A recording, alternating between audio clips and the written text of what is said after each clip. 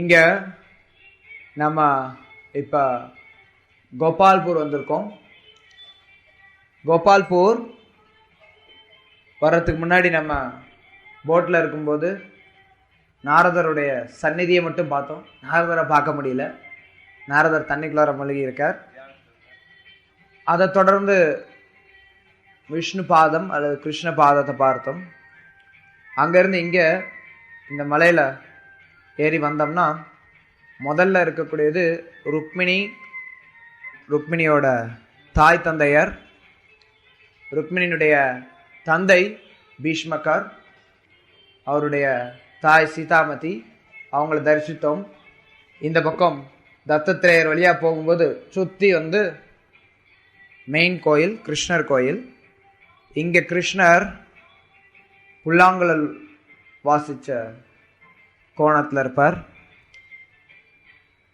இந்த பகுதிகளில் நீங்கள் எங்கே பார்த்தீங்கன்னாலும் கிருஷ்ணர் இடுப்பில் கையை வச்சுட்டு பாண்டுரங்கராக தான் இருப்பார். இங்கே மட்டும் கிருஷ்ணர் புல்லாங்குழல் வாசித்து கொண்டு இருப்பார். அவரை பார்த்துட்டு அப்படியே வெளியில் வந்தீங்கன்னா நீங்கள் சக்குபாய் உபயோகப்படுத்தின பானை, அவங்க உபயோகப்படுத்தின உரல், அதெல்லாம் பார்த்துருப்பீங்க. அதுக்கப்புறம் உள்ள குகைக்குள்ளார விட்டல் ருக்மிணி தரிசனம் பார்த்துருப்பீங்க. இப்போ இது எல்லாரும் பார்த்துருப்பீங்கன்னு நினைக்கிறேன். அப்படி யாராவது ஏதாவது பார்க்கல அப்படின்னா உபன்யாசம் முடிஞ்சதுக்கப்புறம் போய் பார்த்துட்டு வரலாம், ஒன்றும் அவசரம் இல்லை. இந்த பண்டரிபுரம் பூலோக வைகுண்டம் அப்படின்னு அழைக்கப்படுது. தமிழ்நாட்டில் இருக்கக்கூடிய ஸ்ரீரங்கம் பூலோக வைகுண்டம் அப்படின்னு அழைக்கப்படுது. இது நிறைய ஊர்களுக்கு இந்த பெயர் சொல்றது உண்டு, பூலோக வைகுண்டம் அப்படின்னு. வைகுண்டம்னா என்ன? ஏன் இந்த இடங்கள் வைகுண்டம்னு சொல்லப்படுது? வைகுண்டம்னா என்ன?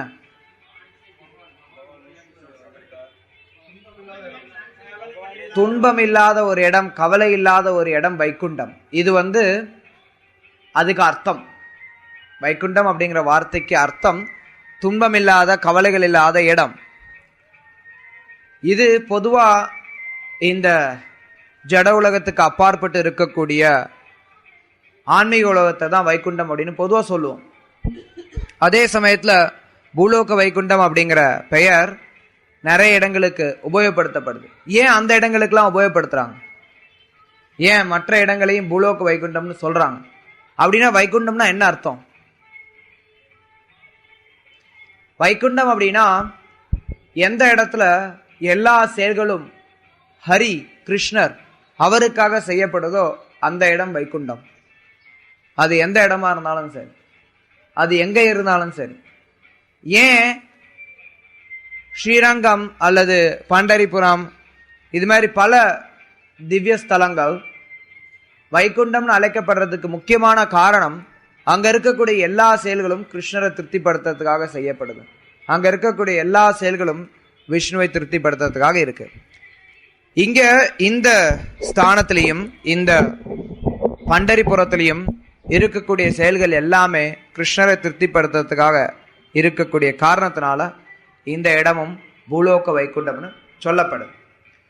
பண்டரிபுரம் இன்னொரு பெயர் என்னன்னா தக்ஷிண துவாரகான்னு சொல்லுவாங்க. ஏன்னா துவாரகைக்கு இது தெற்குல இருக்கு, இருந்தாலும் இது துவாரகையை போன்றது.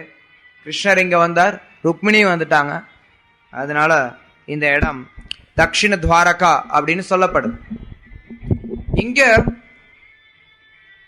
இந்த திவ்ய ஸ்தானத்துக்கே உரிய ஒரு தன்மை என்ன அப்படின்னா, கிருஷ்ணர் இங்க வந்ததுக்கு காரணம் அவருடைய ஒரு குறிப்பிட்ட பக்தர். ருக்மிணிக்காக இந்த பக்கம் வந்தார், இருந்தாலும் குறிப்பா புண்டலீகருக்காக அவர் இங்க வந்து தங்கினார்.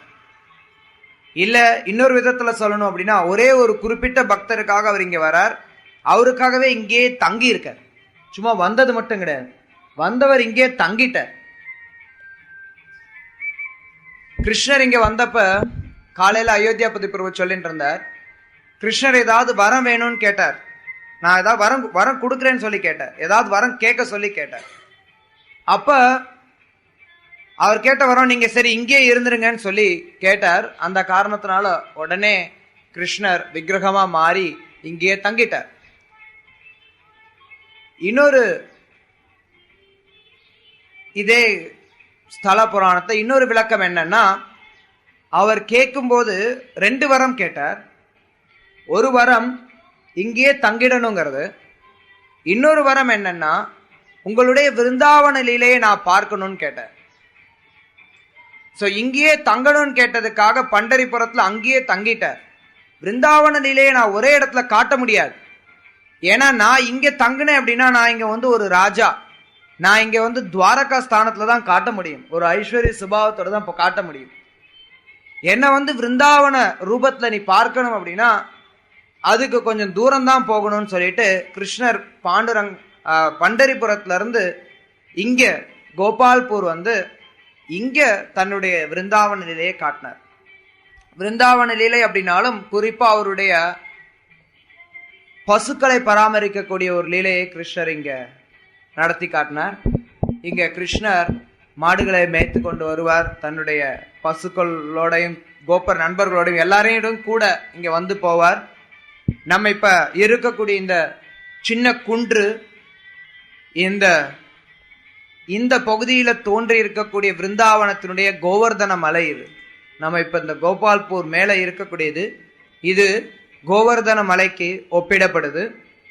அதே மாதிரி இங்க நீங்க பக்கத்துல மேல ஏறி போனீங்கன்னா பார்க்கலாம், அங்கிட்ட இருந்து ஒரு சின்ன வாய்க்கால் மாதிரி ஒரு தண்ணி வரும். நாங்க படகுல வரும்போது கூட காட்டினேன். அந்த தண்ணி எந்த இடத்துல ஆற்றுல கலக்குது அப்படிங்கிறத காட்டணும். ஸோ அந்த நீரானது யமுனைக்கு ஒப்பிடப்படுது. நான் நேற்றே சொன்னேன், சந்திரபாகா நதி இங்க இருக்கக்கூடிய மக்களால கங்கைக்கு சமமா மதிக்கப்படுதுன்னு. ஸோ கங்கையில எப்படி யமுனை போய் கலக்குதோ அதே மாதிரி இங்கிருந்து தோன்றக்கூடிய இந்த நதியும் கங்கையில போய், அதாவது சந்திரபாகா நதியில போய் கலக்குது. இப்படி இந்த மொத்த இடமே கிருஷ்ணருடைய விருந்தாவனத்தை ஒப்பிட்டு சொல்லக்கூடியதா இருக்கு. அதனாலதான் இங்க பாத்தீங்கன்னா கிருஷ்ணர் புல்லாங்குழல் ஏந்திண்டு திரிபங்க லலிதமா அப்படி அழகா இங்க நின்ன எல்லாரும் தரிசித்திருப்பீங்கன்னு நினைக்கிறேன். கிருஷ்ணர் அவருடைய தன்மைகள்ல ஒன்று என்னன்னா, அவர் எப்பவுமே தன்னுடைய பக்தர்களை திருப்திப்படுத்தணும்னு நினைக்கக்கூடியவர்.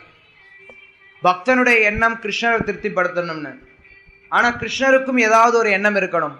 அந்த எண்ணம் என்னன்னா, என்னுடைய பக்தர்களை திருப்திப்படுத்தணும் அப்படிங்கிறது தான். கிருஷ்ணருடைய எண்ணம் தன்னுடைய பக்தர்கள் திருப்தி அடையணும் அப்படிங்கிறது. அதுக்காக அவர் பல நேரங்கள்ல பல காரியங்களை செய்வார். எல்லாருக்கும் ஆசை இருக்கு. நம்ம எல்லாருக்கும் ஆசை இருக்குல்ல? ஆசை இருக்கா இல்லையா? யாருக்கு ஆசையே இல்லை? ஆசையே இல்லைன்னு யாராவது சொல்ல முடியுமா? எல்லாருக்கும் ஆசை இருக்கு. கிருஷ்ண பக்தர்களுக்கு கிருஷ்ணரை திருப்திப்படுத்தணும் அப்படிங்கிற ஆசை இருக்கு. மாயாவாதிகள் பாத்தீங்கன்னா ஆசையே இல்லாம வாழணும்னு நினைக்கிறான். ஆனா அது சாத்தியமே இல்லை. ஏன்னா ஜீவனுடைய தன்மை ஆனந்தமயோபியசார், எப்பவுமே ஆனந்தமா இருக்கக்கூடியது ஜீவனுடைய தன்மை. அதே தன்மை பகவான் கிட்டே இருக்கு. பகவான் கிட்ட அந்த தன்மை இருக்கிறனால தான் நம்ம கிட்ட இருக்கு. அதுதான் வாஸ்தவமான விஷயம். கிருஷ்ணர் கிட்ட ஆனந்தமா இருக்கிறதுக்கான தன்மை இருக்கிறனால தான் நம்ம கிட்ட இருக்கு. அவர்கிட்ட ஆசை இருக்கிறனால தான் நம்ம கிட்ட ஆசை இருக்கு. அவர்கிட்ட ஆசை இல்லைன்னா நம்ம கிட்ட ஆசை இருக்க முடியாது. நமக்கு தூய்மையான நிலையில நம்மளுடைய ஆசை எப்படி இருக்கணும்னா கிருஷ்ணரை திருப்திப்படுத்துறது மட்டும்தான் இருக்கணும். அதே மாதிரி தூய்மையான நிலையில கிருஷ்ணருடைய ஆசை என்னன்னா தன்னுடைய பக்தர்களை திருப்திப்படுத்தணும் அப்படிங்கிறது. அதனால பல நேரங்கள்ல கிருஷ்ணர் தன்னுடைய பக்தர்களுக்காக பல லீலைகளை செய்கிறார். இந்த குறிப்பிட்ட தாமம் பண்டரிபுரம், இது கிருஷ்ணர் தன்னுடைய பக்தனுக்காக தங்கின இடம். கிருஷ்ணருடைய பல பெயர்கள்ல ஒன்று பக்த வத்சலா. கிருஷ்ணர் பலவிதமா அறியப்படுறார்.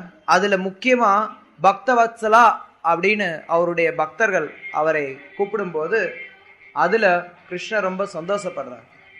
ஏன்னா பக்தர்களோடு தனக்கு இருக்கக்கூடிய உறவை நினைச்சு அவர் ரொம்ப ஆனந்தமா இருக்கார். கிருஷ்ணர் எப்பவுமே தன்னுடைய பக்தர்களை திருப்திப்படுத்துறதுல சந்தோஷம் அடைகிறார். அதன்படிதான் இந்த லீலை மொத்தமும் அரங்கேறுது.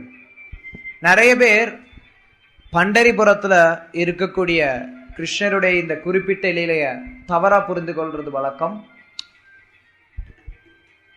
நம்ம நேற்றே பார்த்தோம், கிருஷ்ணர் இங்க புண்டலீக்கரை பார்க்கறதுக்காக வரார். அப்ப அவர் தன்னுடைய தாய் தந்தையருக்கு சேவை செஞ்சுட்டு இருக்கார்.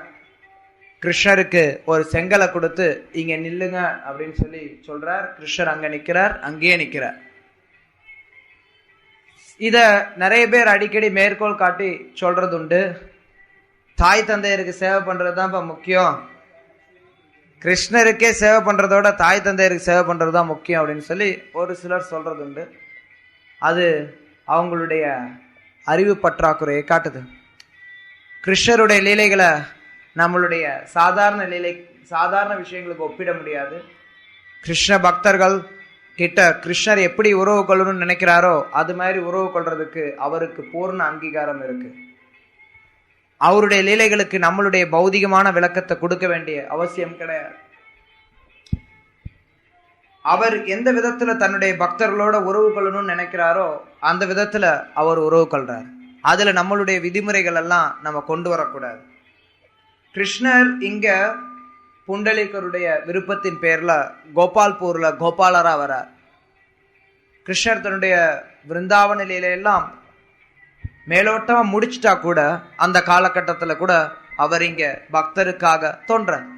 அதனாலதான் கிருஷ்ணர் பக்த வத்சலான்னு அறியப்படுறார். மொத்த விருந்தாவனத்தையும் இந்த கோபால்பூருக்கு கொண்டு வந்தார். கோபால்பூர்ல கிருஷ்ணர் மாடு மேய்க்கக்கூடிய ஒரு சிறுவன். தமிழ்நாட்டில் ஒரு சிலர் இல்ல, பொதுவாக எல்லாரும் நினைக்கிறது என்னன்னா, மாடு மேய்க்கிறது அப்படின்னா ஒரு கேவலமான தொழில் நினைக்கிறாங்க.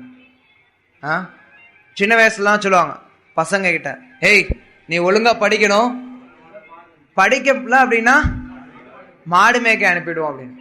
ஏன்னா மாடு மேய்க்கிறனா ஏதோ மக்கள் ஏதோ கேவலமான ஒரு தொழிலா நினைச்சுட்டு இருக்காங்க.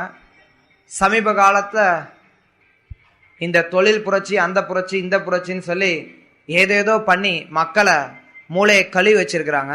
அதனால மக்கள் மாடு மேய்க்கிறது அப்படின்னா கேவலமானது, ஃபேக்டரியில போய் வேலை செய்யறது அப்படின்னா ஏதோ பெரிய நிலை அப்படிங்கிற மாதிரி கற்பனை பண்ணிட்டு இருக்காங்க. ஆனா மாடு மேய்க்கிறது அப்படிங்கிறது ஆன்மீக உலகத்தினுடைய தொழில். ஆன்மீக உலகத்திலே மிக உயர்ந்த லோகம் கோலோக விருந்தாவனம். கோலோக விருந்தாவனத்தினுடைய பணி மாடு மேய்க்கிறது. அதனால எல்லாரும் நம்ம குறிப்பா கிருஷ்ண பக்தர்கள் நம்மளுடைய இறுதி குறிக்கோள் அந்த மாடு மேய்க்கிற கும்பலோட சேரணும். அதுதான் நம்ம பெருசா பட்டப்படிப்பு படிக்கிறதெல்லாம் நமக்கு ஆசை இல்லை. பெருசா ராஜாவாகணும், அப்படி ஆகணும், இப்படி ஆகணுங்கிறதெல்லாம் நமக்கு ஆசைப்படக்கூடாது. நம்மளுடைய ஆசை என்னவா இருக்கணும்? மாடு மேய்க்க போகணும். விருந்தாவனத்துல இருக்கவங்க எல்லாருமே ஏதோ விதத்துல மாடு மேய்க்கிறதோட தொடர்புடையவங்க தான். விருந்தாவனத்துல இருக்கக்கூடிய கோபியர்கள் நேரடியா மாடு மேய்க்கிறது கிடையாது. ஆனா அவங்களும் மாடுகள் வீட்டுக்கு வந்ததுக்கு அப்புறம் மாடுகளை பார்த்துக்க கூடியது கோபியர்களுடைய பணிதான். அதனால எப்படி பார்த்தாலும் விருந்தாவனத்துல இருக்கக்கூடிய கோபியர்களும் சரி, கோப்பர்களும் சரி, கோபி கோபா அப்படின்னா அதனுடைய பொருளே இடையர் குலத்தை சார்ந்தவர்கள் தான். அங்க இருக்கக்கூடிய எல்லோருமே மாடு மேய்க்கிறவங்க. அதனால நம்மளுடைய குறிக்கோள் மாடு மேய்க்கிறது. கிருஷ்ணர் மாடு மேய்க்கக்கூடியவர், அவர் கூட சேர்ந்து நம்மளும் மாடு மேய்க்கலாம். கிருஷ்ணர் இந்த குறிப்பிட்ட இடத்துக்கு பல இந்த இடங்கள்ல சக்குபாய், சந்த் ஜனாபாய், சக்குபாய் ரெண்டு பேர்ல அறியப்படக்கூடிய கிருஷ்ணருடைய பக்தை, அவங்களுக்காக கிருஷ்ணர் இங்க பல காரியங்களை செஞ்சிருக்கார். ஜனாபாய் இந்த கோயில்ல நீங்க பார்த்திருப்பீங்க. இங்க உரல் பார்த்திருப்பீங்க, அந்த அரவக்கல் பார்த்திருப்பீங்க.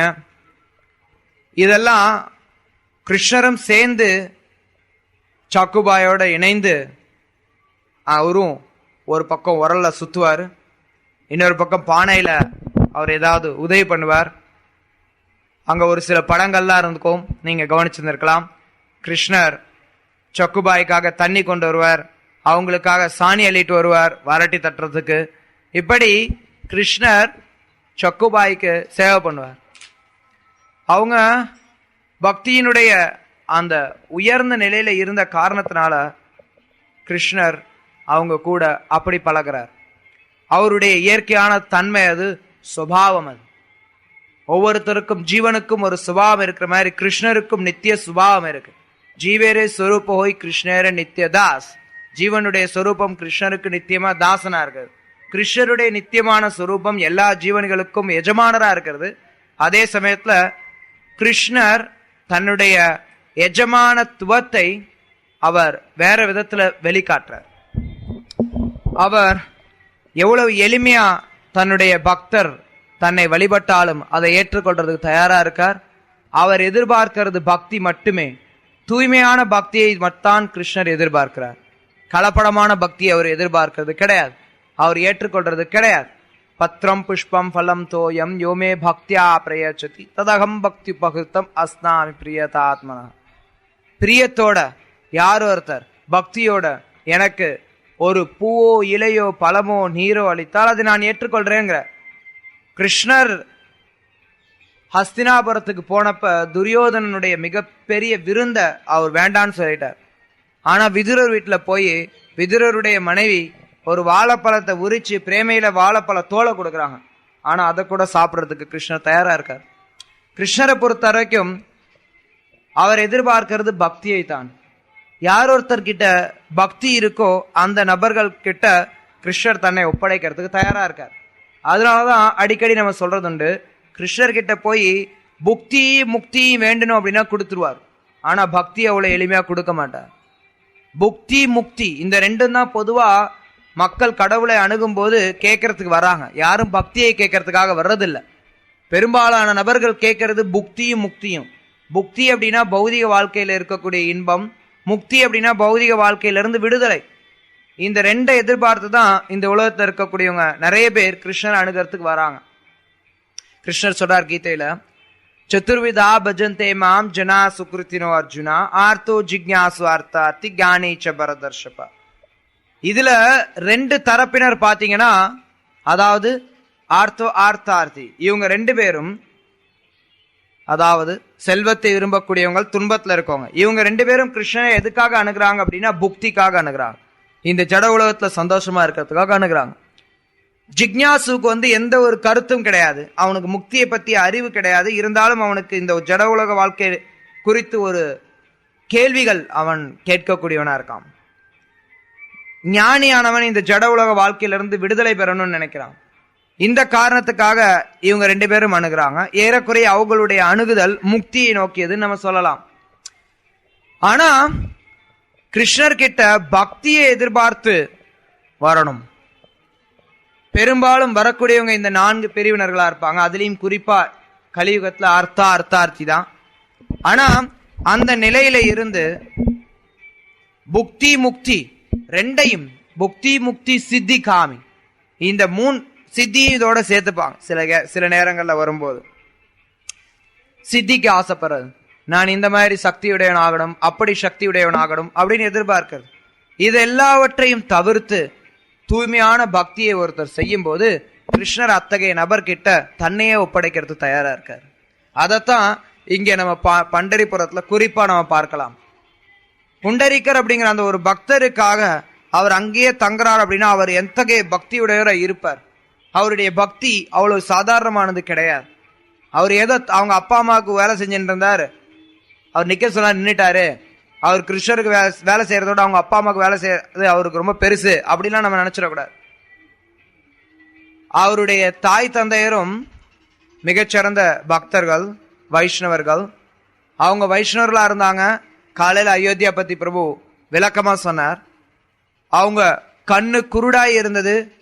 குருடாய் இருந்த அவருடைய தாய் தந்தையருடைய கண்கள், குருட்டு கண்கள் நல்லா ஆகணும் அப்படிங்கிறதுக்காக ஆயுர்வேதத்தை ஒரு மருந்து கொடுத்திருந்தாங்க. அந்த மருந்தை தடவிட்டு ஒரு தொடையில அம்மாவும் இன்னொரு தொடையில அப்பாவும் படுத்து தூங்கிட்டு இருக்காங்க.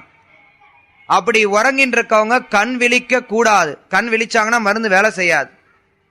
கண் விழிக்க கூடாதுங்கிற காரணத்தினால அவர் கிருஷ்ணர் வந்தா கூட கிருஷ்ணரை நிக்க வைக்கிறார். அந்த இடத்துல அப்பா அம்மாவுக்கு சேவை பண்றதை காட்டிலும் அந்த இடத்துல கருத்து என்னன்னா வைஷ்ணவ சேவா. கிருஷ்ண சேவையை காட்டிலும் வைஷ்ணவ சேவை ரொம்ப முக்கியமானது. கிருஷ்ணர் பக்த வத்சலா அப்படிங்கறனால தன்னுடைய பக்தருக்கு யாரு சேவை பண்றாங்களோ அவங்கள கிருஷ்ணருக்கு ரொம்ப பிடிக்கும்.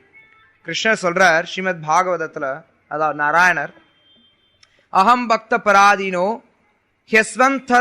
ஹெஸ்வந்தந்திர இவ த்விஜ சாதுபீர் கிரஷ்ட ஹிருதயோ பக்தைர் பக்த ஜனப்பிரியா. அவர் துர்வாச முனி கிட்ட சொல்றார், அகம் பக்த பராதீனம், நான் என்னுடைய பக்தர்களுடைய கட்டுப்பாட்டுல இருக்கேன், நான் சுதந்திரமானவன் கிடையாது. பொதுவா நம்ம என்ன சொல்றோம்னா, கடவுள் அப்படின்னா யார்? கடவுள் அப்படிங்கிறவர் சுதந்திரமுடையவரா இருக்கணும், அவரால் செய்ய முடியாத காரியம் எதுவுமே இருக்க கூடாது. அப்படி அவரால் ஏதாவது ஒரு காரியம் செய்ய முடியாது அப்படின்னா அவர் கடவுளா இருக்க முடியாது. இதுதான் அடிப்படை விளக்கம். ஆனா அதை விட ஒரு படி மேல போய் நம்ம பார்க்கும்போது கடவுள் கிருஷ்ணர் அவர் தன்னுடைய பக்தருடைய கட்டுப்பாட்டுல இருக்கார். அவர் சொல்றார், நான் உண்மையில சுதந்திரமானவன் கிடையாது, என்னுடைய பக்தர்கள் பௌதிக ஆசையிலிருந்து விடுபட்டு இருக்காங்க, அதனால அவங்களுடைய இதயத்துல நான் உட்கார்ந்து இருக்கேன் அப்படின்னு சொல்லிட்டு கடைசி சொல்றார், பக்தைர் பக்த ஜனப்பிரியா. என் பக்தர்களை பத்தி என்ன சொல்றதுக்கு இருக்கு? என் பக்தனோட பக்தனா யார் இருக்கானோ அவனுக்கே நான் சொந்தமானவனா இருக்கேங்கிற. அதனால கிருஷ்ணர் தன்னுடைய பக்தர்கள் மேல பாசத்தோட இருக்கார். தன்னுடைய பக்தருக்கு யாரு சேவை பண்றாங்களோ அவங்க மேலையும் அதே அன்போட இருக்கார். அத இந்த பண்டரிபுர தாமத்துல நம்ம பார்க்கலாம். இங்க இன்னொரு விஷயத்தை நம்ம கவனிக்கலாம். கிருஷ்ணர் என்றைக்கும் ஞானி வத்சலா, கர்மி வத்சலா, யோகி வத்சலா அப்படிங்கிற வார்த்தை கிருஷ்ணரை பற்றி எங்கேயுமே சாஸ்திரத்துல நம்ம பார்க்க முடியாது. கிருஷ்ணரை பற்றி எங்கெல்லாம் வத்சலா, யார் மேல பிரியமுடையவர் அப்படின்னா பக்த வத்சலா, அப்படிதான் கிருஷ்ணர் சொல்லப்படுறார். அதனால இந்த தாத்பரியம், கிருஷ்ணர் தன்னுடைய பக்தர்களுக்கு பிரியமானவர், அந்த தாத்பரியம் வைஷ்ணவ தர்மத்துல ரொம்ப முக்கியமானது. அதுலயும் குறிப்பா கௌடிய வைஷ்ணவ சம்பிரதாயத்தை விருந்தாவன பாவத்தை யாரு ஸ்வீகாரம் பண்ணியிருக்காங்களோ அவங்களுடைய பகுதியில நம்மளுடைய ஆச்சாரியர் பக்தினோ டாக்கூர் குருதேவரை பத்தி பாடும்போது சொல்றார், கிருஷ்ண சே துமார் கிருஷ்ண தீதி பார் துமார் ஷகோதி ஆச்சே அமிதோ கங்கால் கிருஷ்ண கிருஷ்ண போலி தாய் தவ பாச்சே பாச்சே. அவர் சார் கிருஷ்ண சே துமார், கிருஷ்ணர் உங்களுடையவர், உங்களுடைய சொத்து.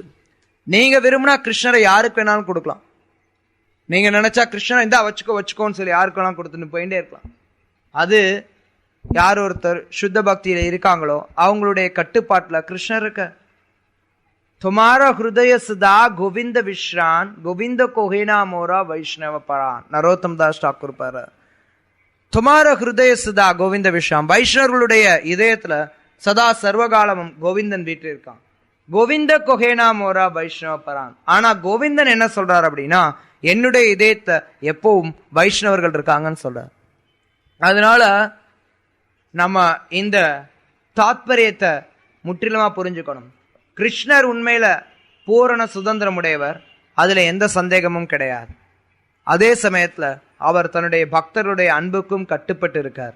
அந்த அன்புக்கு கட்டுப்பட்டு தான் கிருஷ்ணர் யசோதாமாவனால கயிறுல கட்டி போடப்படுறார். அந்த அன்பினால கட்டி போடப்பட்டுதான் கிருஷ்ணர் அர்ஜுனனுக்கு தேரோட்டுறார். கிருஷ்ணர் விஸ்வரூப தரிசனத்தை காட்டி எல்லாரையும் மயக்கிறதை காட்டிலும் தான் பார்த்த சாரதின்னு அறியப்படுறதுல பெருமை கொள்றார். அது அவருடைய தன்மை, கிருஷ்ணருக்குன்னு இருக்கக்கூடிய தன்மை, அதுல அவர் ஆனந்தம் காண்றார். அப்பதான் அந்த இடத்துலதான் அன்பு அப்படிங்கிறதே வருது. இல்லைன்னா அந்த இடத்துல அன்பு அப்படிங்கிறதே கிடையாது. அன்பு அப்படின்னா ரெண்டு பக்கம் இருக்கணும், அப்பதான் அது உண்மையான அன்பு. நான் ஒருத்தர் மேல அன்பு செலுத்துறேன் அப்படின்னா அந்த நபரும் என் மேல அன்பு செலுத்தணும், சமமான அன்பு செலுத்தணும். அப்பதான் அந்த அன்பு அப்படிங்கிறதுக்கு அர்த்தம் இருக்கு. நான் மட்டும் ஒருத்தரை மட்டும் அன்பு செலுத்தணும் அப்படின்னா, மற்றவர் நம்ம மேல அன்பு செலுத்தல அப்படின்னா அது உண்மையான அன்பு கிடையாது, ஒருதலை பட்சமா இருக்கும். அது உண்மையான அன்பு கிடையாது, யாருமே ஏற்றுக்கொள்ள மாட்டாங்க. கிருஷ்ணர் மேல இருக்கக்கூடிய அந்த இனிமை அத பக்தன் அனுபவிச்சு கிருஷ்ணர் கிட்ட நெருங்குறான். எப்ப பக்தன் கிருஷ்ணர் கிட்ட நெருங்குறானோ அதே விதத்துல கிருஷ்ணரும் அதுக்காக திரும்பி அவர் அதே அன்பை பரிமாறிக்கொள்றார். ஏ தாமாம் பிரபத்தியந்தே தாம் சதைவ பஜாமியம். யார் எங்கிட்ட எப்படி அணுகிறாங்களோ அதே மாதிரி நான் அவங்க கிட்ட பரிமாறிக்கொள்றேங்கிறார் கிருஷ்ணர். கிருஷ்ணர் அப்படி அன்பை பரிமாறிக்கொள்ளல அப்படின்னா அப்ப கிருஷ்ணர் அவருக்கு ஒரு ராசா இருக்காது. கிருஷ்ணருடைய ஆனந்த சக்தி, கிருஷ்ணருடைய சக்திகள், அவருடைய பொதுவா 3 சக்திகள், அந்தரங்க சக்தி, பகிரங்க சக்தி, தட்டஸ்த சக்தி. அவருடைய அந்தரங்க சக்தியானது சம்வித், சந்தினி அண்ட் ஹலாதினி, இந்த 3 சக்திகளா பிரிக்கப்படுது. இந்த சக்திகளை பற்றி நான் இப்ப விளக்கலனா கூட, ஹலாதினி சக்தி அது கிருஷ்ணருக்கு ஆனந்தம் கொடுக்கக்கூடிய சக்தி. அந்த சக்தியை விளக்கும் போது அது 2 விதமா விளக்கப்படுது. ஹலாதினி சக்தியானது எந்த சக்தியின் மூலமாக கிருஷ்ணர் ஆனந்தம் கொள்றாரோ அந்த சக்தி ஹலாதினி சக்தி ஒன்று. இன்னொரு சக்தி எந்த சக்தியின் மூலமாக கிருஷ்ணரை வழிபடக்கூடிய பக்தர்கள் ஆனந்தம் கொள்றாங்களோ அதுவும் ஹலாதினி சக்தி. அதனால ஹலாதினி சக்தி அப்படிங்கிறது 2 பக்கமும் வேலை செய்யுது. அப்பதான் அன்பு அப்படிங்கிறது முற்றிலுமா பரிமாற்றம் செய்யப்படுது. இல்லைன்னா அந்த அன்பு முற்றிலுமா பரிமாற்றம் செய்யப்பட முடியாது. தன்னுடைய பக்தர்கள் தன்னையே ஒப்படைக்கும் போது கிருஷ்ணரும் தன்னையே ஒப்படைச்சுதான் ஆகணும் அங்க. அப்பதான் அந்த இடத்துல சமமான அன்பு பரிமாற்றம் அப்படிங்கிறது சாத்தியம். இல்லைன்னா அது சாத்தியம் இல்லை. நம்ம பார்க்கலாம், இது மக்கள் பெரும்பாலும் யாருக்கும் புரியாது, யாரும் புரிஞ்சுக்க மாட்டாங்க. சாதாரண மக்களால் இதை புரிஞ்சுக்கவே முடியாது.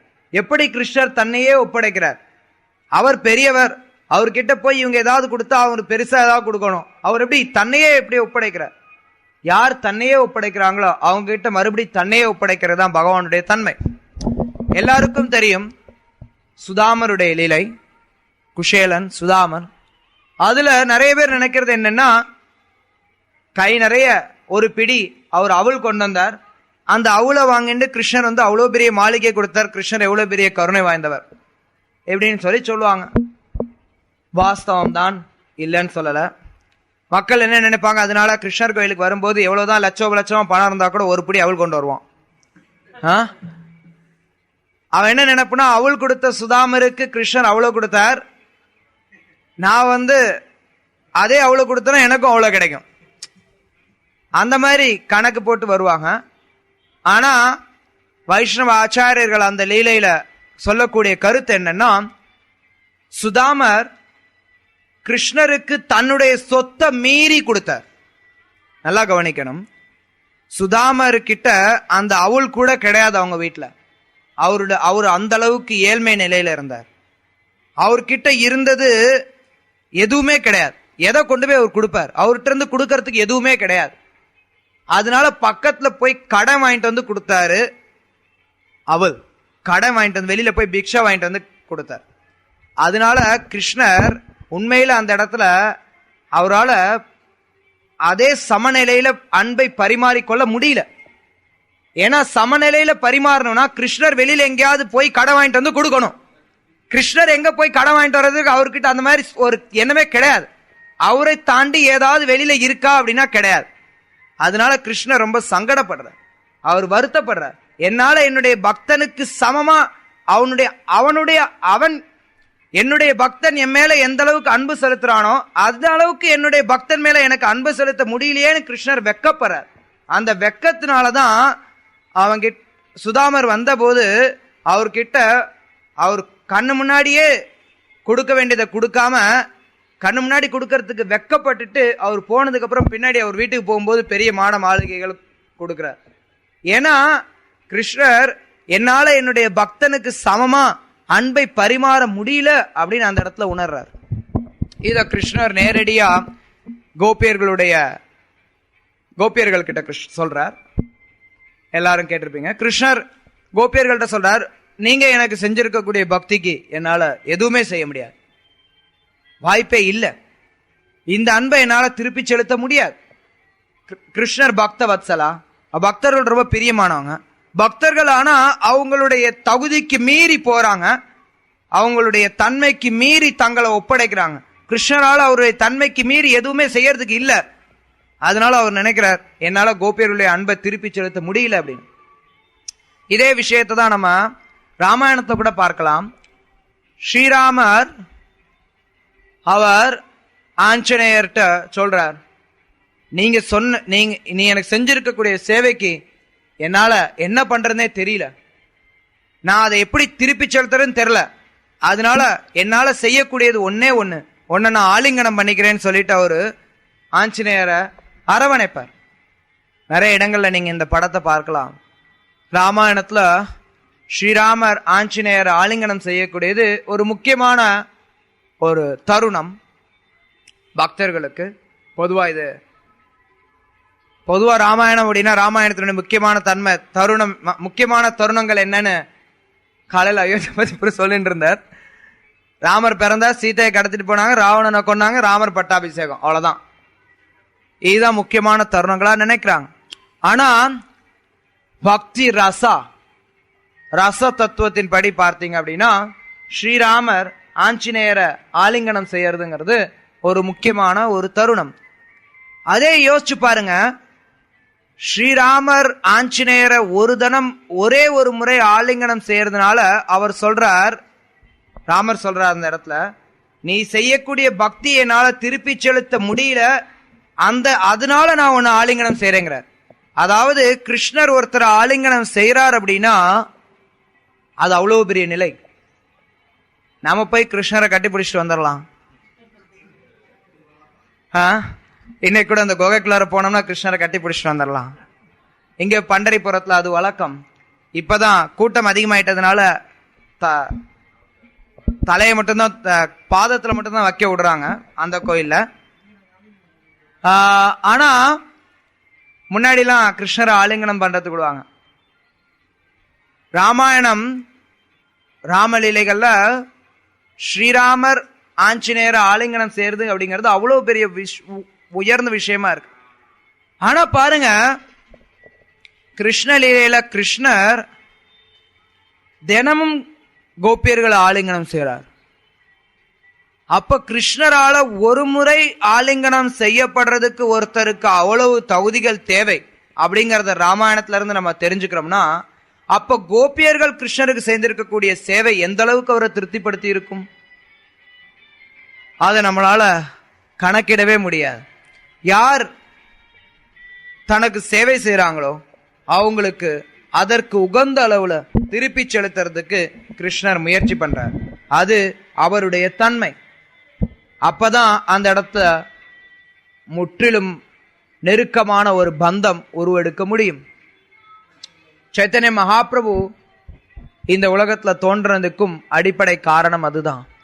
சைத்தன்ய மகாபிரபு எதற்காக தோன்றினார் அப்படின்னு சொல்லி கிருஷ்ணதாஸ் கவிராஜ் கோஸ்வாமி சைத்தன்ய சரிதாமிரத்தினுடைய ஆரம்பத்துல சொல்றார். அதுல சொல்லும்போது சொல்றார், ஸ்ரீமதி ராதாராணி தன் மீது வைத்திருக்கக்கூடிய அன்பு என்ன அப்படிங்கறத தெரிஞ்சு கொள்றதுக்கும், ஸ்ரீமதி ராதாராணி அனுபவிக்கக்கூடிய ரசம் என்ன அப்படிங்கறத தெரிஞ்சுக்கிறதுக்கும், ஸ்ரீமதி ராதாராணி கொள்ளக்கூடிய இன்பம் என்ன, ஆனந்தம் என்ன அப்படிங்கறத அனுபவிக்கிறதுக்கும் ஸ்ரீகிருஷ்ணர் சைத்தன்யரா வரார். ஏன்னா அவரால் முடியவே இல்லை.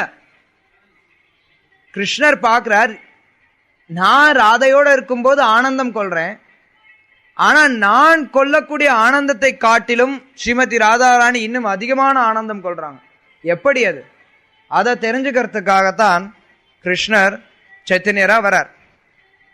சரி, இதெல்லாம் சரி. அதனால நம்ம நினைச்சிடக்கூடாது, சரி நானும் பக்தன் ஆயிட்டேன், எனக்கும் கிருஷ்ணர் இதெல்லாம் வேலையெல்லாம் செஞ்சு தருவாரு, மாதாஜிஸ் நாங்களும் பக்தர் ஆயிட்டோம், நமக்கும் உரல் சுத்தணும்னா கிருஷ்ணர் பக்கத்துல சுத்தி கொடுப்பாரு, இல்ல சமைக்கணும்னா கிருஷ்ணர் நமக்கு சமைச்சு கொடுப்பாரு, வரட்டி தட்டு கொடுப்பாரு, மிக்சி பட்டன் தட்டி விடுவாரு அப்படின்னு நினைக்க கூடாது.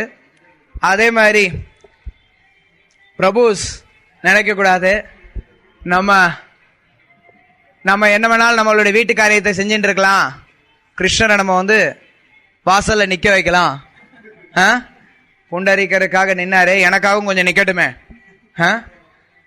கிருஷ்ணரே வேண்டாம், கிருஷ்ணா நீ வெளியிலே நின்னுக்கோ அப்படின்னு சொல்லி நம்ம நினைக்க முடியாது. அந்த நிலையில இருக்கக்கூடிய பக்தி மிக உயர்ந்த நிலை. அது மிக உயர்ந்த நிலை அப்படிங்கறத தெரிஞ்சுட்டு நம்மளுடைய நிலைக்கு தகுந்த மாதிரி செயல்படணும். கிருஷ்ணர் நிச்சயமா பக்த வத்சலா. அதே சமயத்துல நம்ம கிட்ட எந்த அளவுக்கு பக்தி இருக்கோ அதுக்கு தகுந்த மாதிரி தான் கிருஷ்ணர் நம்ம கிட்ட உறவாடுவார். நம்ம ஒரு பக்கம் கோயிலுக்கு வந்தா கிருஷ்ணா கிருஷ்ணாங்கிறது, வீட்டுக்கு போனே டிவி ஆன் பண்ணிட்டு இந்த சேனல் அந்த சேனல் சொல்லி மாத்தி மாத்தி பார்த்துட்டு இருந்தோம்னா அப்ப கிருஷ்ணர் நம்ம கிட்ட வரமாட்டார். கிருஷ்ணர் நம்ம விட்டு தூரமா போயிடார். கிருஷ்ணர் நினைக்கிறார் இவன் கப்பட்டதாரி. கிருஷ்ணர் மிகப்பெரிய கப்பட்டதாரி. கிருஷ்ணர் எல்லாத்துலயுமே அவர் தான் முதல்ல இருக்கணும். ஸ்ரீல பிரபுபாத் ஒரு தடவை சொன்னார், Krishna is the supreme rascal. பொதுவா ராஸ்கல் அப்படின்னா ஏதாவது தேவையில்லாத விஷயத்தை பண்ணிட்டு இருக்கிறது, வம்பு பண்ணிட்டே இருக்கிறது, ஏதாவது கோமாளித்தனம் பண்றது, இதெல்லாம் சொல்லலாம். ஆனா கிருஷ்ணர் அதுலயும் அவர் தான் உச்ச நிலையில இருக்கார். அவருக்கு என யாருமே எதுலயுமே கிடையாது. அதனால நம்ம கிருஷ்ணரை ஏமாத்திரலாம். கோயிலுக்கு வரும்போது கிருஷ்ணா கிருஷ்ணான்னு சொல்லிடலாம், வெளியில போய் நம்ம பண்றதை பண்ணிக்கலாம். யாரு பாக்குறா, பக்தரை பார்க்கும்போது அரே கிருஷ்ணா பிரபு அப்படின்னு சொல்லிக்கலாம். சில நேரத்துல நம்ம பார்த்திருக்கோம், ஹரே கிருஷ்ணா பிரபு எல்லாம் அப்படியே ரொம்ப பக்தியோட அப்படி பாவனையோட வந்துட்டு இருப்பாங்க. ஏன்னா இவ்வளவு பாவனையோட இருக்கிறாங்க, சரி ஓகே இவர் ஏதோ பொழுதுக்கு ஏதோ கிருஷ்ணரை பத்தி ஏதோ கேட்டு இருக்கான்னு சொல்லி வாக்மேன் காதுல போட்டு வாங்கி கேட்டோம்னா சினிமா பாட்டு ஓடும். பார்த்தரையும் ஹரே கிருஷ்ணா பிரபுவாங்க. அது மாதிரி நம்ம கிருஷ்ணரை கபடத்தனத்துல ஏமாத்தலாம்னு நம்ம நினைச்சோம்னா, இல்ல கிருஷ்ண பக்தர்களை நம்ம ஏமாத்தலாம் நினைச்சோம்னா, கிருஷ்ணர் நம்மளை விட கபடத்திலையும் அவர் தான் உச்ச நிலையில இருக்கார். அவர் நம்மளை ஏமாத்திட்டு போயிடுவார். அதனால உண்மையான பக்தி என்ன அப்படிங்கறத நமக்கு தெரிஞ்சுக்கணும். சைத்தன்ய மகாபிரபு அந்த சுத்த பக்தியை பிரச்சாரம் பண்றதுக்காக வந்தார். அந்த சுத்த பக்தியின் மூலமா இந்த மொத்த உலகத்துக்கும் பிரேம பக்தியை கொடுக்கறதுக்காக வந்தார். வெறும்ன மொத்த உலகத்துக்கும் முக்தியை கொடுக்கறதுக்காக மகாபிரபு வரல. மகாபிரபுடைய குறிக்கோள் முக்தி கொடுக்கறது கிடையாது. அவருடைய குறிக்கோள் எல்லோருக்கும் பிரேம பக்தியை கொடுக்கறதுங்க. அதுக்காக தான் அவர் இந்த உலகத்துல வந்தார். பொதுவா தீர்த்த யாத்திரை பண்ணுவாங்க நிறைய பேர். தீர்த்த யாத்திரை பண்றவங்கலாம் நடந்து வருவாங்க. இப்ப இருக்கிற மாதிரி ட்ரெயின் எல்லாம் ஆதி காலத்துல கிடையாது. நம்ம ட்ரெயின்ல பஸ்ல போட் இருந்தது. சில இடங்கள்ல எங்க ஆறுகள் இருக்குமோ அந்த எல்லா இடங்களையும் படகு இருந்தது. ஆனா பொதுவா நடந்து வருவாங்க. நடந்து சில இடங்கள்ல படகுல போவாங்க. இன்னைக்கும் நிறைய பேர் அது மாதிரி நடந்து வரக்கூடிய வழக்கம் இருக்கு. இங்க கூட பாத்தீங்கன்னா திண்டி யாத்திரா ரொம்ப பிரபலமானது. திண்டிங்கிற இடத்துல இருந்து நிறைய பேர் இங்க பாண்டரிபுரத்துக்கு வருஷத்துல ஒரு தடவை நடந்து வருவாங்க. தமிழ்நாட்டுல கூட நிறைய பேர் பழனிக்கு நடந்து போவாங்க, திருப்பதிக்கு நடந்து போவாங்க. எந்த ஊர்ல இருக்கிறாங்களோ அந்த ஊர்ல இருந்து 200, 300, 400, 500 கிலோமீட்டர் கூட பல நாட்கள் நடந்து போறவங்க நிறைய பேர் இருந்தாங்க முன்னாடி. இப்பெல்லாம் குறைஞ்சு போச்சு. இருந்தாலும் இன்னைக்கும் கூட நிறைய பேர் திருப்பதிக்கு பெருமாளை தரிசிக்கிறதுக்காக நடந்து போறது வழக்கம். இப்ப உதாரணத்துக்கு ஒரு ஊர்ல இருந்து சென்னையே எடுத்துப்போம். சென்னை ரொம்ப பக்கமானது. சென்னையில இருந்து திருப்பதிக்கு போறோம்னா ஒரு எவ்வளோ 160 கிலோமீட்டர். 160 கிலோமீட்டர் நடந்து போனாங்க ஒருத்தாங்கன்னா எவ்வளவு நாள் ஆகும்? 2 நாள். தொடர்ந்து நடந்தாங்கன்னா 2 நாள், அது 3 நாள், 3 நாள். 3 நாள் நடந்து போறாங்க அப்படின்னா 3 நொடி கூட தரிசனம் கிடைக்காது. வாஸ்தவம் தானே? 3 நாள் நடந்து போனாங்கன்னா மேபி 3 நொடி கிடைக்கலாம். ஆனா 3 நிமிஷம் கூட எதிர்பார்க்க முடியாது. ஆனாலும் மக்கள் தொடர்ந்து அதை போயின்னு இருக்காங்க. அப்படி 3 நிமிஷம் அல்லது 3 நொடி பகவானை தரிசித்தாலும் அது பக்தர்களுக்கு ஆனந்தம் கொடுக்கக்கூடியதா இருக்கு. யார்கிட்ட அந்த பக்தி பாவம் இருக்கோ அவங்க அதை அனுபவிக்கலாம். இல்லாதவங்க என்ன பண்ணுவாங்கன்னா ஒரு சடங்கு மாதிரி பண்ணிட்டு வருவாங்க. எல்லாரும் போறாங்க நானும் போறேன், நிறைய பேர் அப்படிதான் போவாங்க. எதுக்குப்பா திருப்பதி போற, எங்க ஊர்ல எல்லாரும் சேர்ந்து போறாங்க நானும் கூட போறேன் வேடிக்கை பார்க்கறதுக்கு. அது குறிப்பா இந்த சபரிமலை எல்லாம் பாத்தீங்கன்னா நிறைய பேர் அப்படிதான் ஆரம்பமாச்சு. எதுக்கு போறாங்க, காட்டுக்கு போறாங்க, ஏதோ ஒரு காட்டுக்கு போய் என்னென்னமோ பண்ணிட்டு வராங்க. எல்லாரும் போறாங்க நானும் போலாம். நான் சின்ன பிள்ளையா இருக்கும் போதெல்லாம் இவ்வளவு பேர் யாரும் போனது கிடையாது. அதுக்கப்புறம் காலப்போக்கில் ஏதோ ஒரு சில சினிமா நடிகர்கள் போறாங்க நம்மளும் போலாம், இவங்க போறாங்க அவங்க போறாங்க நம்மளும் போலாம். ஸோ இது மாதிரி மக்கள் அவங்க கிட்ட ஏதோ ஓரளவுக்கு பக்தி மாதிரி ஏதோ இருக்கு, ஆனா பக்குவமான ஞானம் பெரும்பாலான மக்கள்கிட்ட இல்லை. எவ்வளவோ கஷ்டப்பட்டு பண்றாங்க, ஆனாலும் அவங்க கிட்ட பக்தியை பற்றிய எண்ணங்கள் கிடையாது. பெருமாள் கோயிலுக்கு திருப்பதிக்கு போறவங்க கிட்ட பெரும்பாலான நபர்களுக்கு பெருமாள் யாருன்னு கேட்டீங்கன்னா தெரியாது. யார் அவரு? பெருமாள். பெருமாள் யாரு? விஷ்ணு. அதுக்கு மேல கேட்டா தெரியாது. விஷ்ணு யாரு? காக்கும் கடவுள், அவ்வளவுதான். அதுக்கு மேல தெரியாது. பார்க்கடல்ல படுத்திருப்பாரு அதிகபட்சம் போனோம்னா. பார்க்கடல்னா என்னன்னு கேட்டா கூட நிறைய பேருக்கு தெரியாது. பால் இருக்கக்கூடிய கடல்னு கூட தெரியாது. உண்மை அதுதான். நிறைய பேர் பார்க்கடல் அப்படிங்கிற வார்த்தையை கேட்டிருப்பான். பார்க்கடல்னா அங்க பால் கடலா, கடல் முழுக்க பாலா இருக்குங்கிறது தெரியாது. நிறைய பேருக்கு தெரியாது, அது கூட தெரியாது. இப்படி இந்தியால மக்கள் நிறைய பேர் இன்னைக்கும் கொஞ்சம் அந்த கலாச்சாரம் ஒட்டின்னு இருக்கு. இந்த ஒட்டிக்கிட்டு இருக்கக்கூடிய கலாச்சாரம் பக்குவமான அறிவில்லாதனால மக்கள் எல்லாம் வெறும் சடங்கு மாதிரி போயின்னு இருக்கு. அவங்க நினைச்ச மாதிரி அவங்க வாழ்க்கையை ஓட்டின்னு இருக்காங்க. அவங்க நினைக்கிறாங்க இது போதும் இது போதும்னு சொல்லி, எப்படியோ இதுவே அதிகம் அப்படிங்கிற மாதிரி பலவிதமான கோணங்கள்ல மக்கள் திசை திரும்பி போயிட்டே இருக்காங்க. இதுக்கெல்லாம் மத்தியில இன்றைக்கு பௌதிகவாதமும் இந்தியால பரவலா வேரூண்டிடுச்சு. மக்கள் எல்லாரும் உடனடியா என்ன கிடைக்கும் தான் எதிர்பார்க்கிறாங்க.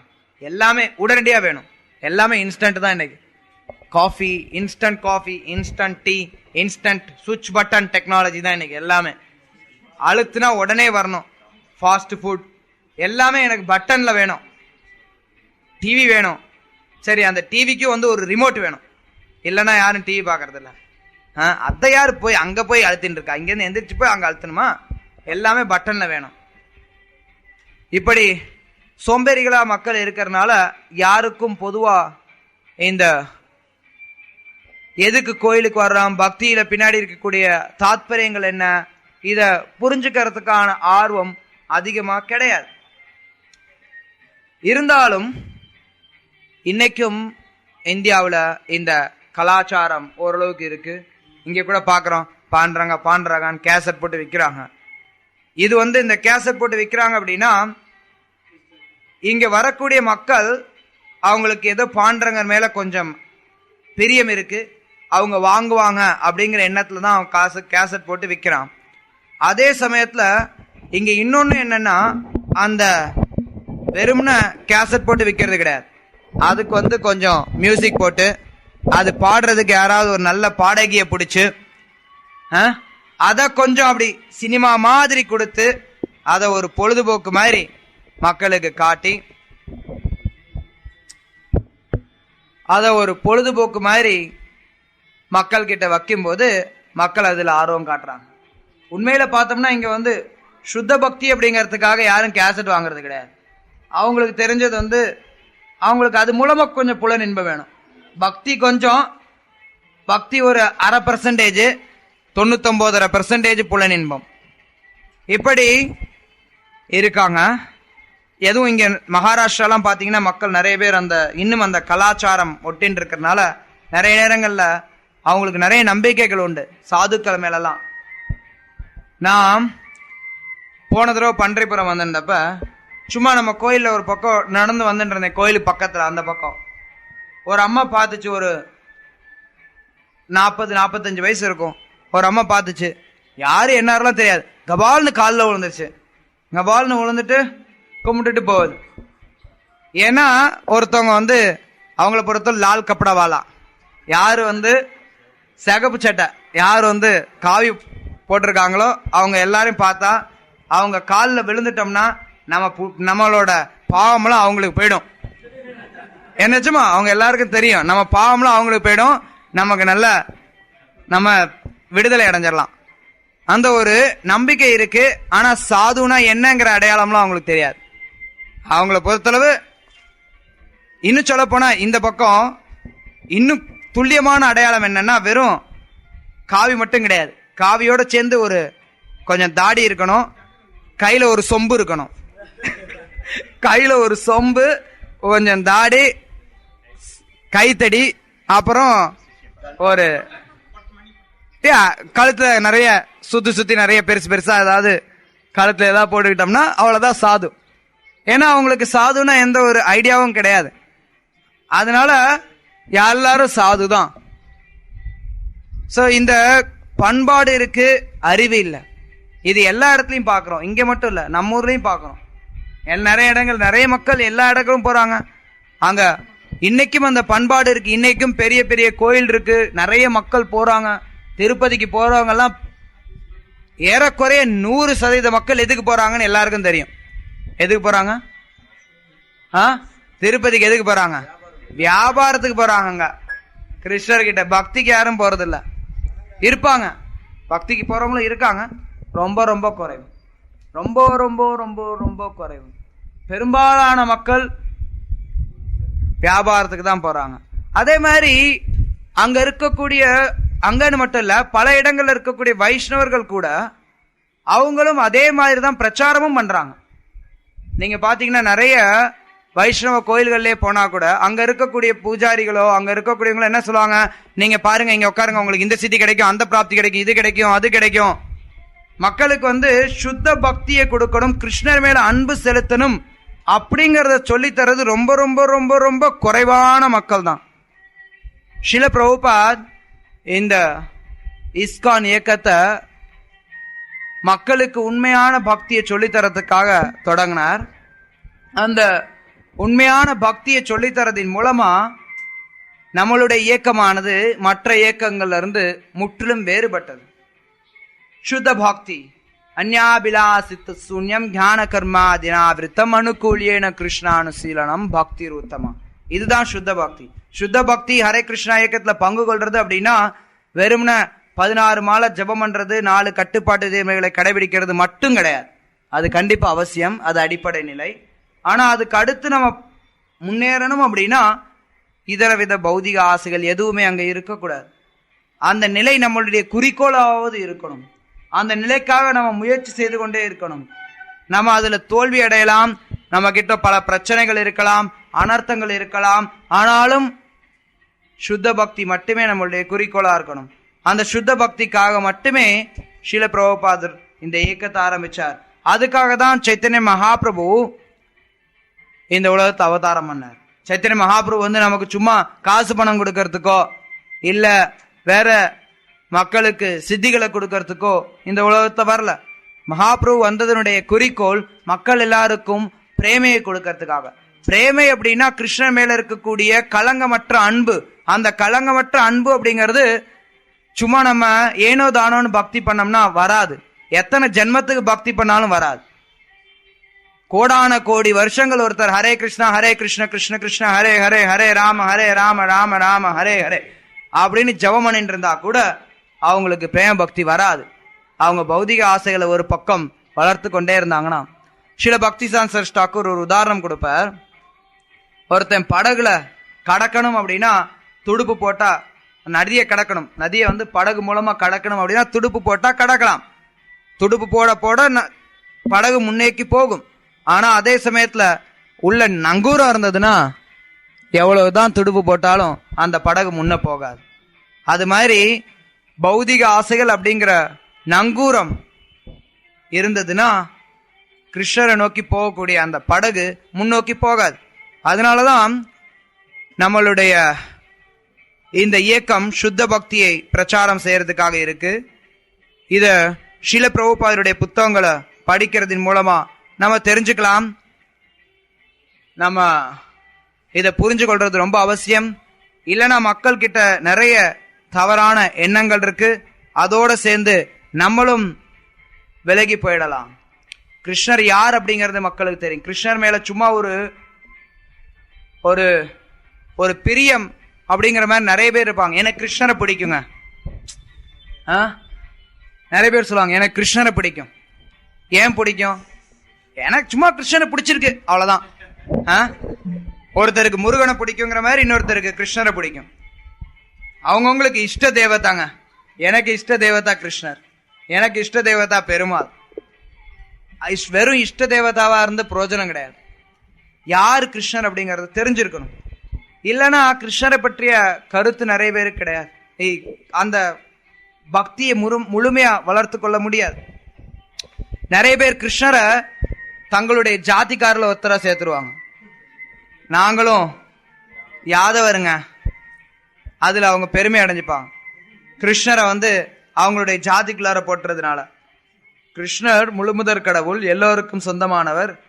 தஸ்ய கர்த்தாகம் அபிமம் வித்யா கர்த்தரம் அவ்யயம். இந்த சாத்துர் வர்ணியம் இதை படைச்சது நான் தான், ஆனா இதுக்கெல்லாம் அப்பாற்பட்டவன் நான் கிருஷ்ணர் கீதையில சொல்றார். ஆனா அதை புரிஞ்சுக்காம நிறைய பேர் கிருஷ்ணரை ஒரு ஜாதிக்குள்ளார முடக்கிடுவாங்க. இது மாதிரி பல விதங்கள்ல கிருஷ்ணர் மக்கள் வரம்புக்கு உட்படுத்தப்படுவார்கள், வரம்புக்குள்ளார வைப்பாங்க. இங்க கூட பார்க்கலாம், நிறைய பேர் மகாராஷ்டிரால இருக்கவங்க விட்டலரை தங்களுடைய கடவுளா எடுத்துப்பாங்க. எங்களுடைய விட்டல் எங்களுடைய விட்டல்னு சொல்லுவாங்க. ஆனா விட்டல் யார் என்ன கருத்து கிடையாது. பூரியில கூட பாத்தீங்கன்னா நிறைய இடங்கள்ல எல்லா வீட்லயும் பூரியில அடிப்படையில் அவங்களுடைய இது ஜெகநாத் தான். ஆனா அவங்களுக்கு தெரியல இவர் ஜெகநாத் அப்படின்னு. அவங்க நினைக்கிறாங்க இவர் பூரிநாத் நினைச்சுக்கிறாங்க. ஷீல பிரபுபாத் அமெரிக்காவில இருந்து ஐரோப்பால இருந்தும் பல பக்தர்களை இந்தியாவுக்கு கூட்டிட்டு வந்தப்ப பூரியில இருக்கக்கூடிய பாண்டர்கள் அவங்கள உள்ள விடல. ஷீல பிரபுபாத சொன்னார், இவங்க ஜெகநாதரை கும்பிடுறாங்க, ஆனா ஜெகநாத்னா யாருன்னு இவங்களுக்கு தெரியல. அவர் ஜகத்துக்கே நாத்துப்பா, இந்தியாவுக்கு மட்டும் நாதர் இல்ல. வாஸ்தவம் தானே? ஜகத்துக்கே நாத். அப்ப அவர் அமெரிக்காக்காரங்களுக்கு நாதர் இல்லையா அவரு? ஏன்னா இதெல்லாம் மக்களுடைய பக்குவமற்ற அறிவு, கிருஷ்ணரை பற்றிய பக்குவமற்ற அறிவு.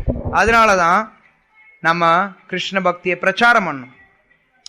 வங்காள தேசத்துல பாத்தீங்கன்னா நிறைய பேர் கிருஷ்ண பக்தியில தவறான சம்பிரதாயங்கள், சைத்தன்ய மகாபிரபு சம்பிரதாயத்தை நிறைய தப்பா புரிஞ்சுக்கிறவங்க இருக்காங்க. அவங்க சொல்லுவாங்க கிருஷ்ணர் ரொம்ப கருணை வாய்ந்தவர், அதுலயும் குறிப்பா சைத்தன்ய மகாபிரபு ரொம்ப கருணை வாய்ந்தவர், என்ன வேணாலும் பண்ணலாம், நம்ம பண்றத பண்ணலாம், அவர் எல்லாத்தையும் மன்னிச்சு விட்டுருவாருங்க. அப்படி கிடையாது. நிறைய பேர் இஸ்கான் பக்தர்களே சொல்லுவாங்க, நாங்க கௌர்னித்தாய் தான் வச்சிருக்கோம், நாங்க பண்றத பண்ணிக்கலாம் வீட்டுல. பெரிய அபராதம். நம்ம தெரியாம பண்ணக்கூடிய அபராதத்தை நிச்சயமா கௌர்னித்தாய் மன்னிச்சிடுவாங்க, வாஸ்தவம் தான். ஆனா கௌர்னித்தாய் வச்சிருக்கோம் அப்படிங்கறதுனால என்ன வேணாலும் பண்ணலாம்னு நினைச்சோம்னா அப்ப நம்ம என்னைக்குமே முன்னேற முடியாது, முன்னேற்றம் இருக்காது, அல்லது மெதுவா இருக்கும். வங்காளதேசத்துல பாத்தீங்கன்னா நிறைய பேர் நாங்க எது சாப்பிட்டாலும் கிருஷ்ணருக்கு நைவேத்தியம் பண்ணிட்டு தாங்க சாப்பிடுவோம். நாங்க மீன் சாப்பிட்டா கூட கிருஷ்ணருக்கு துளசி வச்சு நாங்க தான் நைவேத்தியம் பண்ணி தான் சாப்பிடுவோம். பெங்கால்ல காமன்.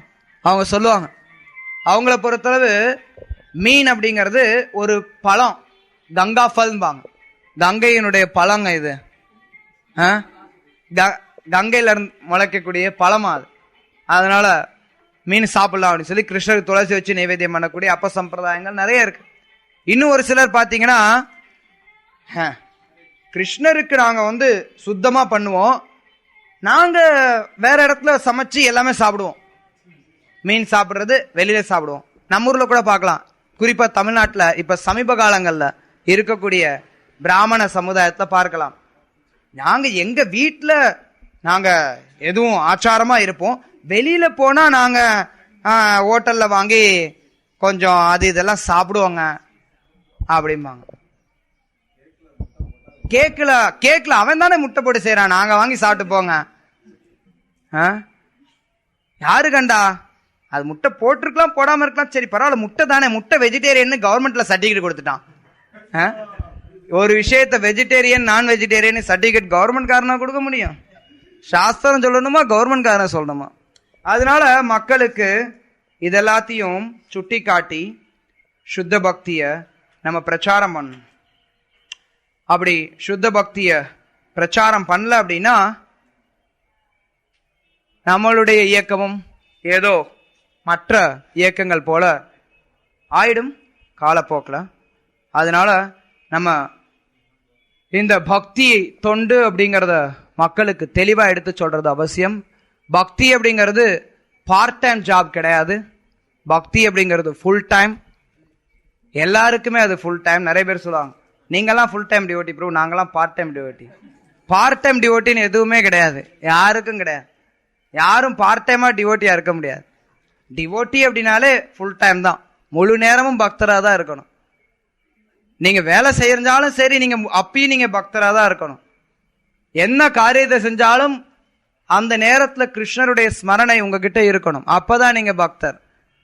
நான் கோயிலுக்கு வரும்போது பக்தரா இருந்துக்கிறேன், வெளியில போகும்போது டிவியை போட்டு கேட்டுக்கிறேன், இல்ல வெளியில போகும்போது பக்தன் இல்லைனா நான் பக்தனா இருக்க மாட்டேன் அப்படின்னு நினைச்சாங்கன்னா அது சுத்த பக்திக்கான பாதை கிடையாது. கிருஷ்ணர் சொல்றார் கீதையில, தஸ்மா சர்வேஷு காலேஷு மாமனுஷ்மர யுத்யச்ச மையார்பித்தோ மனோபுத்திர் மாமே வைஷ்ய சம்சயம். அவர் சொல்றார், நீ உன்னுடைய வேலை என்னவோ, அர்ஜுனன் கிட்ட சொல்ற யுத்தியச்ச யுத்தம் பண்ணுங்கிறார். ஆனா அதே சமயத்துல அதை நம்ம பொதுவா எடுத்துக்கிட்டோம்னா அவங்களுடைய கடமையை செய்யலாம். ஆனா அங்க மையார்பிதா மனோபுத்தி, ஒருத்தருடைய மனம் புத்தி எல்லாத்தையும் கிருஷ்ணர் கிட்ட அர்ப்பணம் செய்து ஒருத்தர் செயல்படணும். சர்வேஷு காலேஷு, எல்லா காலங்கள்லும் மாமனுஷ்மர கிருஷ்ணரை நினைச்சுட்டு பண்ணணும். சும்மா நம்ம கோயிலுக்கு வரும்போது மட்டும் பக்தி பண்றது, மிச்ச நேரத்துல பக்தி இல்லை அப்படின்னு நம்ம நினைச்சிடக்கூடாது. எல்லாவற்றையும் கிருஷ்ணருக்கு எப்படி அர்ப்பணிக்கிறது அப்படிங்கிற அந்த வழிமுறையை நம்மளும் கற்றுக்கொண்டு மற்றவர்களுக்கும் பிரச்சாரம் பண்ணணும். சில நேரத்துல பக்தர்கள் சொல்லுவாங்க, சரி பிரபு அதெல்லாம் உயர்ந்த நிலை பிரபு, நாங்களாம் சாதாரண பக்தர்கள் பிரபு, இது மிகப்பெரிய ஒரு எஸ்கேப் ஆகிறதுக்கு நல்ல ஒரு சான்ஸ். சரியான பதில். கொஞ்சம் வருஷம் கொஞ்சம் அப்படி இஸ்கான்ல பழகிட்டாங்க அப்படின்னா எப்படி பேசுறதுன்னு எல்லாரும் கத்துப்பாங்க, எல்லாரும் பேச கத்துப்பாங்க. பிரபு அதெல்லாம் பெரிய நிலை பிரபு, நானும் சும்மா சாதாரண பக்தன் பிரபு, நான் இப்படி எப்படி இருந்துட்டு போயிடுறேன் பிரபு. ஏன் சாதாரணமாவே இருக்கணுமா? அசாதாரணம் ஆகக்கூடாதா? எப்பவுமே சாதாரணமாவே இருந்துட்டே போயிருவீங்களா? ஏன் அசாதாரணம் ஆகக்கூடாது? கிருஷ்ணர் சாதாரண நபர் கிடையாது, அவர் அசாதாரணமான நபர். அந்த அசாதாரண நபரோட நம்ம உறவு கொள்ளணும் அப்படின்னா நம்மளும் அசாதாரணமானவரா இருக்கணும். அதனால இந்த விஷயங்கள் எல்லாமே நமக்கும் அவசியம், மற்றவர்களுக்கு பிரச்சாரம் பண்றதுக்கும் அவசியம். பகவத்கீதையானது அதனுடைய உண்மை உருவுல பிரச்சாரம் பண்ணப்படணும். நிறைய இடங்கள்ல பக்தர் பிரச்சாரம் பண்ணும்போது மக்களை கவர்றதுக்காக நம்ம சில நேரங்கள்ல பல கதைகளை சொல்லலாம். ஆனா வெறும் கதை மட்டும் சொல்லிட்டு போறதுக்கு எத்தனையோ பேர் இருக்காங்க நம்மளோட நல்லா கதை சொல்றதுக்கு. தமிழ்நாட்டுல நிறைய பேர் கதை சொல்றவங்க நிறைய பேர் இருக்காங்க. நம்ம வெறும் கதை மட்டும் சொன்னோம்னா நம்ம சொல்ற கதையோட அவங்க சொல்ற கதை நல்லா இருக்குதேன்னு அங்க கதை கேட்கறதுக்கு மக்கள் போயிடுவாங்க. அதனால தத்துவ ஞானம், பகவத் தத்துவ விஞ்ஞானம் அது பிரச்சாரம் செய்யப்படுறது ரொம்ப அவசியம். மக்கள் நிறைய பேர் பகவானுடைய தரிசனத்துக்காக வருவாங்க. ஆனா அவங்களுக்கு உண்மையான பகவத் தரிசனத்தை நம்ம கொடுக்கணும். உண்மையான பகவத் தரிசனம் அப்படிங்கிறது பகவத் தத்துவ விஞ்ஞானத்தினால வரும். பகவத் தரிசனம் அப்படிங்கிறது நம்மளுடைய பத்திரிகைக்கு வச்சிருக்கோம் அந்த பேர். பகவத் தரிசனமானது வெறுமன வெளியில பகவானை பார்க்கறது கிடையாது. உண்மையான தரிசனம் அப்படிங்கிறது பகவத் தத்துவ விஞ்ஞானம். தத்துவ விஞ்ஞானத்தை மக்களுக்கு கொடுக்கணும். எந்த பகவான் தன்னுடைய பக்தர்கள் மேல எவ்வளவு பிரியமானவரா இருக்காரோ, எந்த பகவானுக்காக பக்தர்கள் தங்களுடைய உயிரையும் கொடுக்க தயாரா இருக்காங்களோ, எந்த அத்தகைய பக்தர்களுக்காக அந்த பகவானை தன்னையும் அர்ப்பணிக்கிறதுக்கு தயாரா இருக்கார். கிருஷ்ணர் தன்னை பற்றி கருத்தலை கொள்ள மாட்டார். தன்னுடைய பக்தர்களுக்கு மேல அவ்வளவு பிரியமுடையவரா இருக்கார். அர்ஜுனனை நான் காப்பாற்றுவேன்னு கிருஷ்ணர் உறுதி எடுத்தார். அதே அந்த உறுதியை உடைக்கணும்னு பீஷ்மர் உறுதி எடுத்தார். எல்லாருக்கும் தெரியும், கிருஷ்ணர் அர்ஜுனனை காப்பாற்றணும் அப்படிங்கிறதுக்காக பீஷ்மர் எதிர்த்து சண்டை போட்டார் அப்படிங்கிறது இந்த லீலை எல்லாருக்கும் தெரியும். கிருஷ்ணர் தான் பக்தவத்சலா அப்படின்னு அறியப்படணும்னு அதைத்தான் விரும்புறார். ஆயுதம் ஏந்தாமல் இருப்பேன்னு ஒரு உறுதி எடுத்தார். அந்த உறுதி போனா போயிட்டு போகுது. கிருஷ்ணர் தன்னுடைய வாக்குறுதியை அந்த அளவுக்கு பொருட்படுத்தது கிடையாது. கர்மிகளுக்கு கொடுக்கக்கூடிய வாக்குறுதிகளை, பக்தர்களுக்கு கொடுக்கக்கூடிய வாக்குறுதிய கிருஷ்ணர் நிச்சயமா நிறைவேற்றார். அவர் நினைக்கிறார், நான் பக்தவத்சலான்னு அறியப்படுறதுதான் எனக்கு பெருமை, என் பேரு அப்படியே இருக்கட்டும். வாக்குறுதியை மீறினா என்ன, மீறாட்டி என்ன, மீறுவோம், பீஷ்மரை தாக்கலாம் அப்படின்னு கிருஷ்ணன் முடிவு பண்ணி பக்தவத்சலரா தன்னை நிலைநாட்டினார். அந்த பக்தவத்சலரை அணுகிறதுக்கு மக்களை நம்ம தயார்படுத்தணும். அப்படின்னா அவங்களுக்கு பகவத் தத்துவ விஞ்ஞானம் கொடுக்கப்படணும். அந்த பகவத் தத்துவ விஞ்ஞானத்தை கொடுக்கறதுக்கு நம்ம பகவத் தரிசனம் செயல்பட்டு இருக்கு. பத்திரிகை, பகவத் தரிசன பத்திரிகை பகவத் தத்துவ விஞ்ஞானத்தை கொடுக்கறதுக்காக செயல்படுது.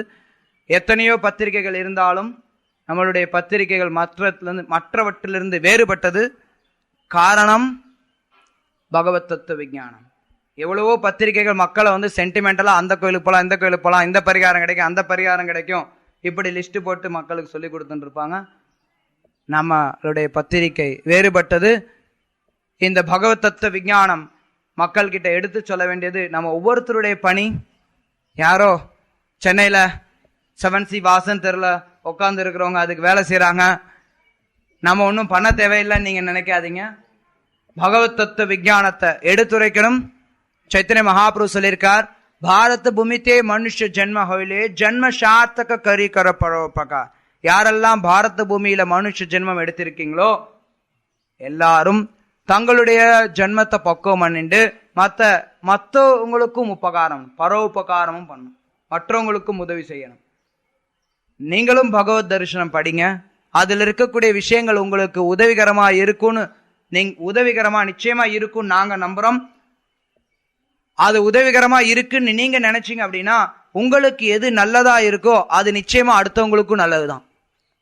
சில நேரத்துல மக்கள் நினைப்பாங்க இது எனக்கு நல்லது, ஆனா அவங்களுக்கு நல்லது இல்லை. அப்படிலாம் இல்லை. உங்களுக்கு எது நல்லதா இருக்கோ அது நிச்சயமா எல்லோருக்கும் நல்லது. அதனால அத பரவலா நம்ம விநியோகம் பண்றதுக்கும் முயற்சி பண்ணலாம். இங்க பண்டரிபுரத்துல நம்ம நாளைக்கு காலையில இங்க இருந்து கிளம்பிடுவோம். இதற்கு பிறகு பண்டரிபுரத்துல நான் உபன்யாசம் கொடுக்க போறது இல்ல. சாயந்தரம் அசோக் கோவிந்த பிரபு உபன்யாசம் கொடுப்பார். அதனால நான் இப்ப உங்களுக்கு எல்லார்ட்டையும் வேண்டிக்கிறேன், தயவுசெய்து இங்க தாமத்தா பாண்டுரங்கர், பண்டரிநாதர், விட்டலர், ருக்மிணி, கிருஷ்ணர், கோபால்பூர் கிருஷ்ணா, சந்திரபாக் எல்லார்கிட்டையும் நம்ம பிரார்த்தனை செய்வோம். இந்த பகவத் தத்துவ விஞ்ஞானத்தை தமிழ்நாட்டு மக்கள்கிட்ட கொண்டு செல்றதுக்கு நமக்கு இருக்கக்கூடிய இந்த பணி சிறப்பா போகணும். அப்படிங்கிறதுக்காக நம்ம பாண்டுரங்கர்கிட்ட எல்லாரும் பிரார்த்தனை செய்வோம். நம்ம இன்னும் அதிக அளவுல பிரச்சாரம் பண்ணணும். நம்ம இன்னும் அதிக அளவுல நம்மளுடைய பத்திரிகை மக்களை போய் சேரணும். எந்த அளவுக்கு இந்த பத்திரிகை மக்களை போய் சேருதோ அந்த அளவுக்கு நம்மளுடைய இயக்கம் தமிழ்நாட்டில் வெற்றி அடைஞ்சதா கருத்தில் கொள்ளப்படும். ஷீல பிரபுபா சொல்லியிருக்கார், இது நான் சொல்றது கிடையாது, ஷீல பிரபுபாவுடைய வார்த்தை. எந்த அளவுக்கு பகவத் தரிசனம் பிரச்சாரம் செய்யப்படுதோ அந்த அளவுக்கு நம்மளுடைய இயக்கம் மக்கள் மத்தியில வேரூன்ற முடியும். அதனால இந்த பகவத் தரிசனம் பரவலா விநியோகிக்கப்படணும். பகவத் தத்துவ விஞ்ஞானம் மக்களை சென்றடையணும்னு நம்ம பாண்டுரங்கர்கிட்ட வேண்டிக்கலாம். ஹரே கிருஷ்ணா. शील प्रभुपाद की जय, गोपालपुर की जय, भक्तवत्सल श्री कृष्ण की जय.